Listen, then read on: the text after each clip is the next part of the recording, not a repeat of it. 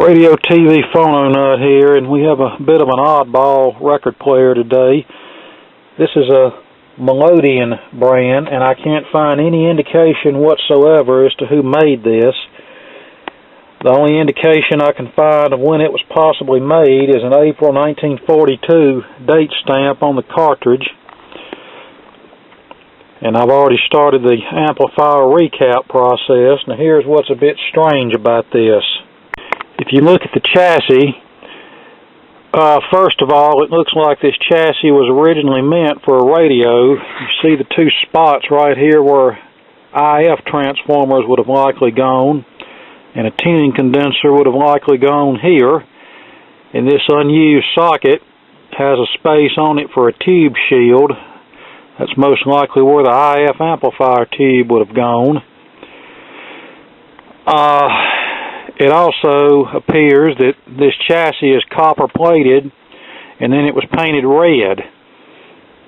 And seeing as how the areas where radio parts used to be are still copper plated, I'd say the whole thing was painted red, and whatever company built this record player likely bought up a bunch of old radio chassis from some unknown manufacturer and pulled off the radio components and just used the amplifier, the chassis, to build an amplifier on.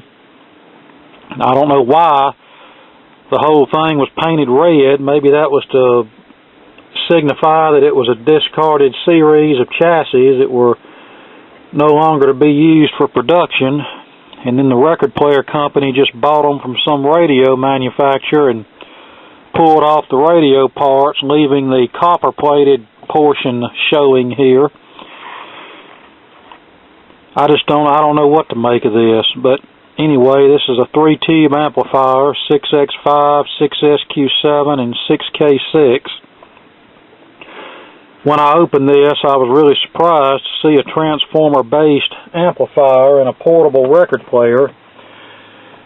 In most cases, with these types of record players, all you get is a little single-stage amplifier, and if you're real lucky, you get a 2-stage series string amp, but rarely ever one with a power transformer. As far as radio manufacturers who used a copper-plated chassis, I know Belmont had some in the late 30s, early 40s. I don't know what other companies might have used them, but I really think that, these were leftover radio chassis from some radio manufacturer. When they took them out of production, they probably painted the whole chassis red, everything on it red. And then this record player company bought all the chassis stock, stripped off the radio components, and didn't bother to repaint what was left under the components there. Another thing I'm surprised about is this big humongous filter choke, which is something else you rarely ever see. It's actually bigger than the audio output transformer. But this chassis does look to be kind of sloppily constructed. In fact, here's on this tube socket that they're using for a tie point. You can see they didn't even solder this, or they soldered it poorly, and it's now broken loose. And that loose capacitor connects to a wire here that's disconnected on one end. I have no idea where it goes.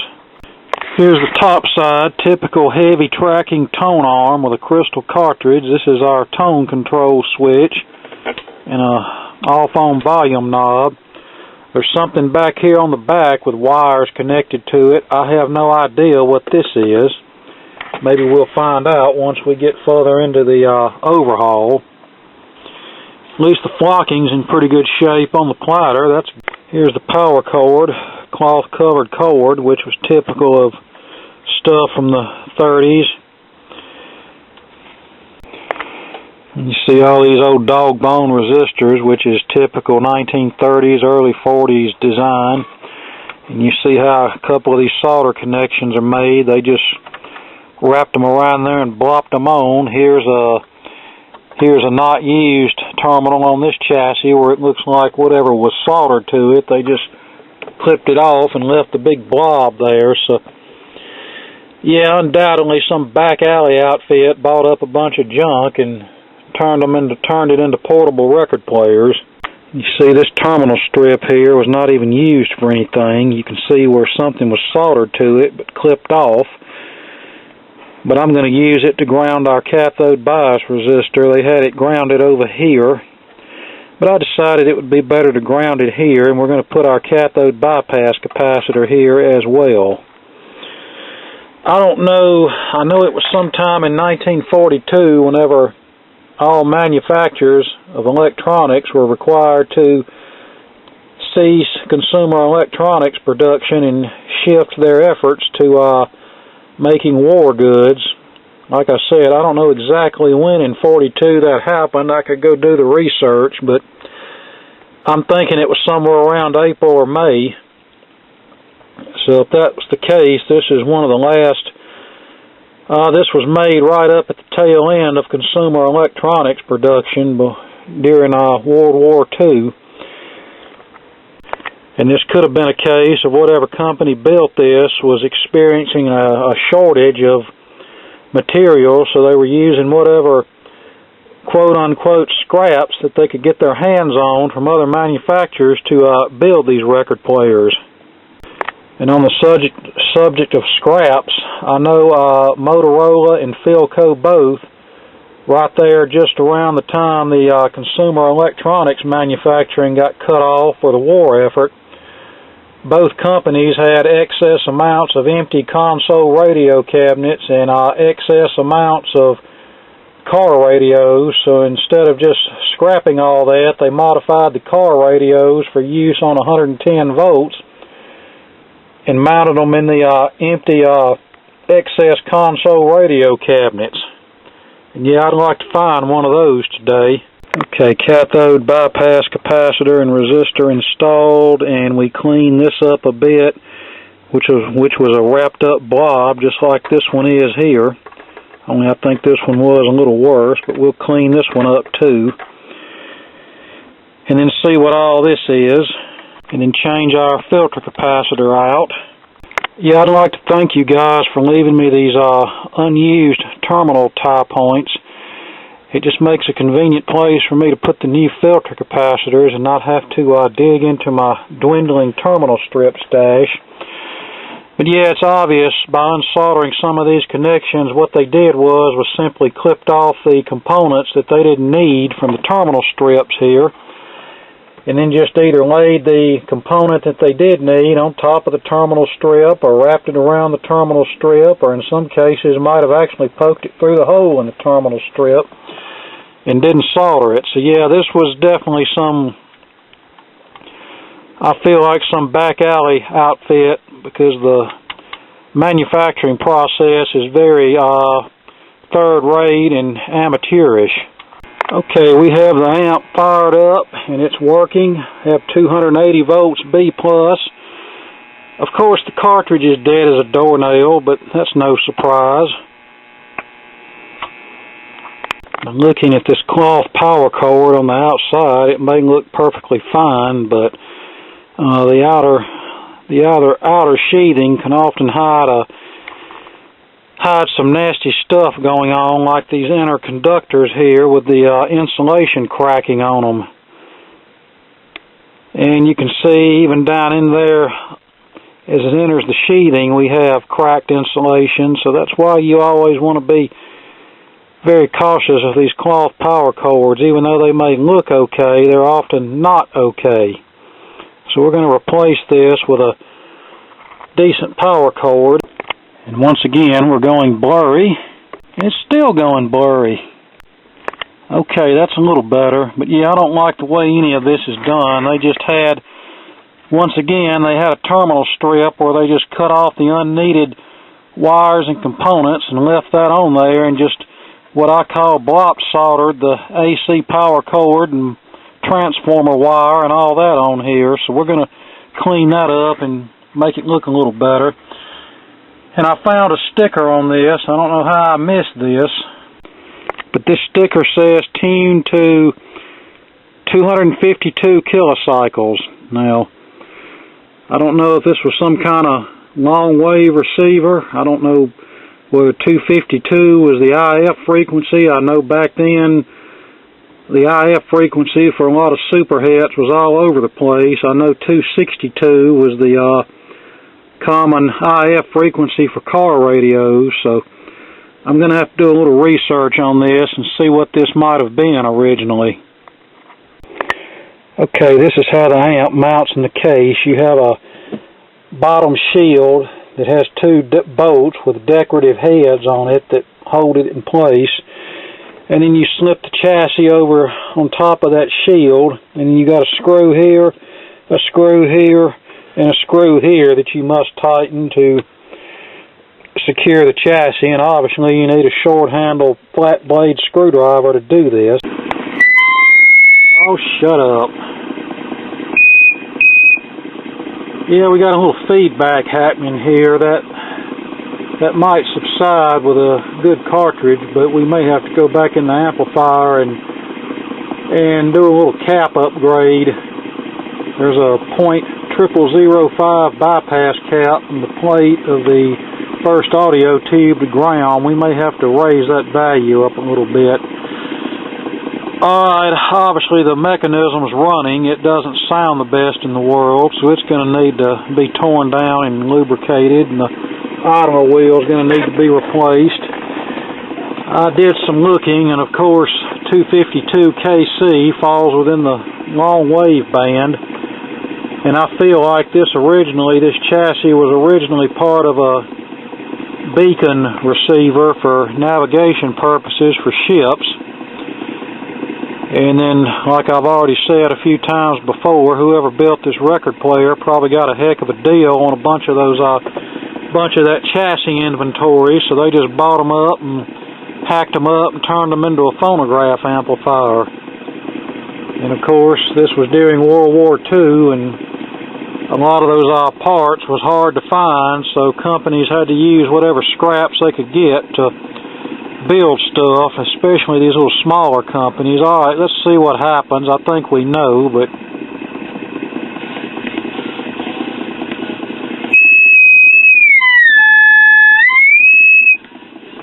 yeah, that cartridge is totally dead.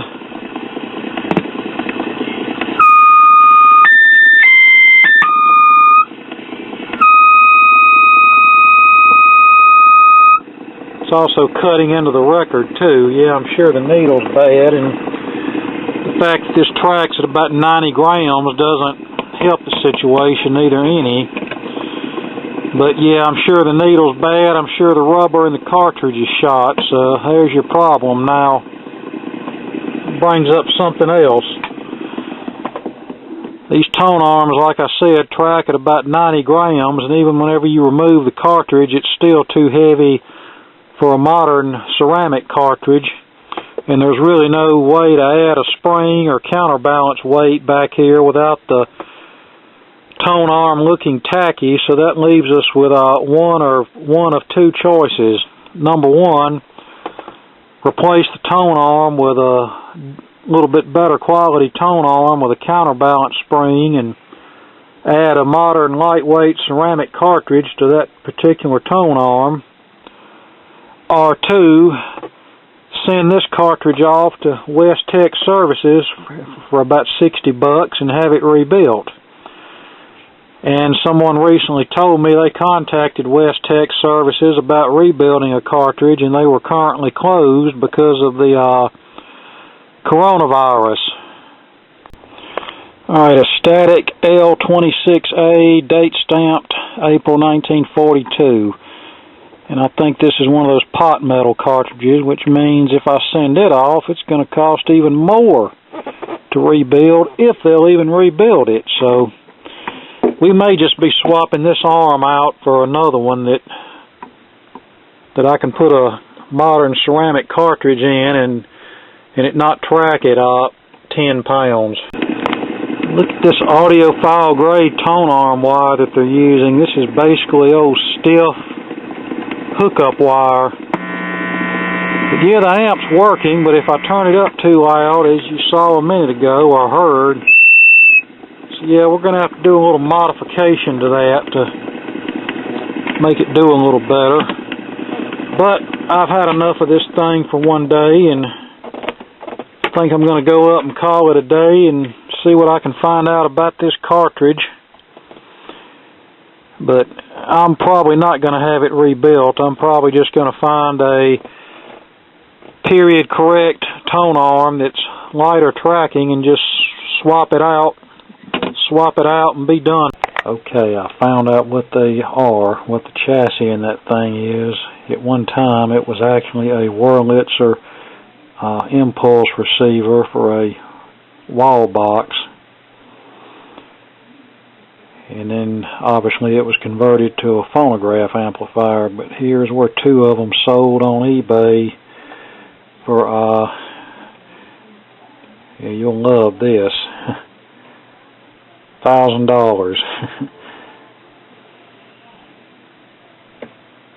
So that answers that question. You know, Wurlitzer Model 305 remote control impulse receivers. So I guess whoever built that record player, I guess bought a bunch of these after they were discontinued and just converted them to a phonograph amplifier.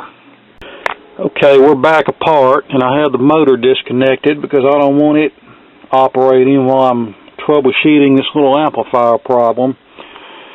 And yet, to be honest, I really don't like this type of construction where everything is separate and soldered together. I like everything to be on, as in the amplifier, volume controls, all that, to be on one little convenient chassis.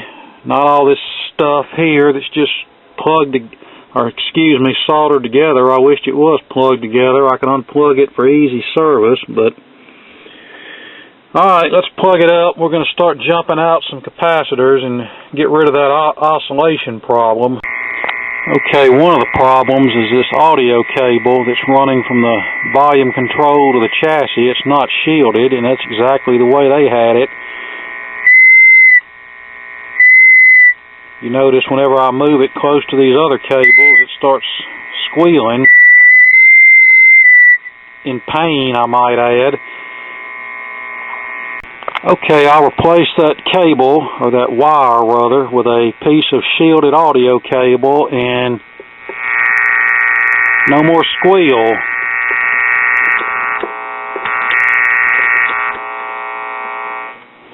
That's wonderful. Alright, here's our motor. I've already taken it apart and cleaned it and lubricated it. It runs much smoother now.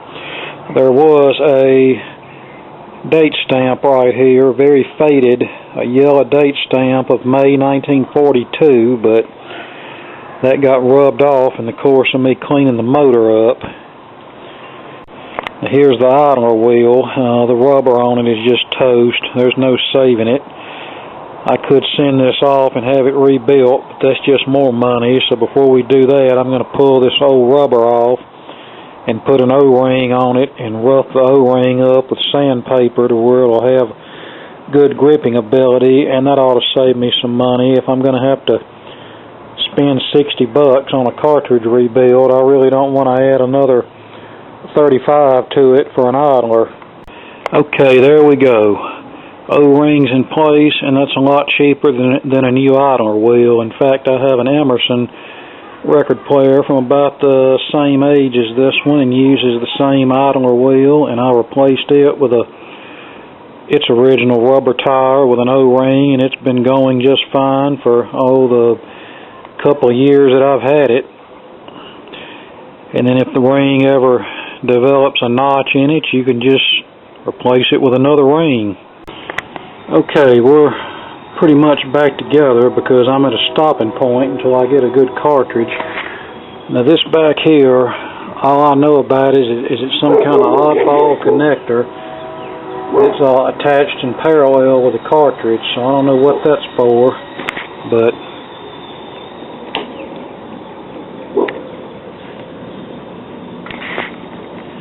there we go. We're running nice and quiet now. Let's put the platter on and see if it's got enough grip to operate it properly. And it's running it just fine. Everything's quiet, and that's a lot cheaper than a new idler wheel. and we got pretty good torque, so that's what we want. And this amp is working, so all we need is a good cartridge and we'll be able to play some records on this thing. Okay, I can't remember if I told you this or not in the earlier part of the video. It's been a while since we've looked at this, and I'm too lazy to go back and watch the video footage, but just in case I didn't tell you, I found out that the red painted amplifier chassis started out in life as a Wurlitzer wall box impulse receiver, as in jukebox use, from around 1940. Most likely what happened with that cartridge having a date stamp of, I think, April of '42 on it. This was made right about the time that they halted civilian electronics production, so whoever built this record player probably bought up a bunch of stuff as in those leftover impulse receivers and then converted them to amplifiers for these record players. But anyway, what I've done here, I ordered a P51-3 cartridge, since it's a mono cartridge and can track a little heavier than some of the others. I was going to install it in the original tone arm, but for some reason the original tone arm seized up on me and wouldn't move from side to side. So I had this brand new static tone arm that, of course, the cartridge was dead in, so I just replaced the cartridge in this arm with the Fansteel P51-3 cartridge and replaced the wiring harness as well. Now, I do not really care for these cheapo modern cartridges, because this cartridge, the little Crosley cartridges, and sometimes even the P226 and 228 cartridges suffer from the connecting pins being loose, and if you're not careful, they'll either push up inside the cartridge or just break off altogether. And you can see what happened here. I hope I got the pins up on there enough where they won't fall off. The cartridge works, and I'm not going to push my luck with it. Another thing, when the tone arm was installed with the base flush with the motor board,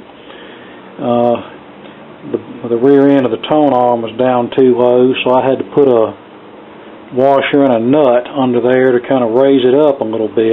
And that also allowed for these wires to come out to this terminal block up here. I don't know why that's there, unless they wanted to provide a means of connecting the pickup to an external amplifier, or perhaps running an external source through this amp. But of course, back in the early 40s, there weren't too many sources besides phonograph records. Another thing I had to do was this motor board was warped, and I had to use a longer, bigger screw to bring it back down to attach it to the cabinet. Had to do the same thing over here. But for what it is, it sounds pretty good.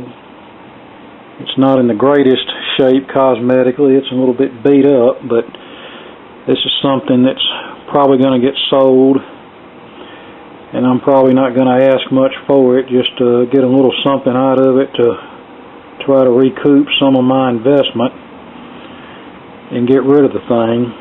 I'd like to sell it locally, but we all know how that is. Around here, you're doing good to sell a record player that has 3 speeds on it, let alone one that just plays 78 RPM. Alright, let's turn it on, let it warm up, and listen to what it sounds like. Molly Daisy, she's as sweet as sugar candy, and she's very fond of Sandy, and I wish for my dearie.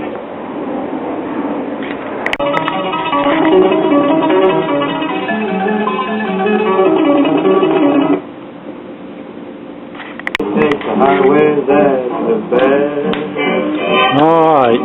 Get your kiss on Route 66. All the day, be the night for the Lord. And there we go.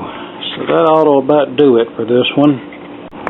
And on the subject of 78s, I found that if you have 78s in really nice condition, which most of mine are not, and if you play them on a good hi-fi system with a proper preamp to get the right EQ, then 78s can sound very well. But when you got a bunch of trashy 78s, playing them on a hi-fi system often makes them sound worse than playing them on something like this. So for that reason alone, if you're a collector of 78s, then having something like this or an old 4-speed classroom record player is pretty handy. When the storm stand by me. For example, this very record, when played on my hi-fi, sounds pretty bad, but when playing it on this, it sounds very much listenable. One day when the Lord will call me,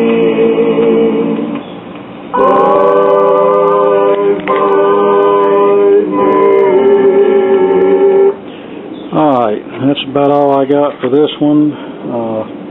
Hope you got something out of this, and more to come later.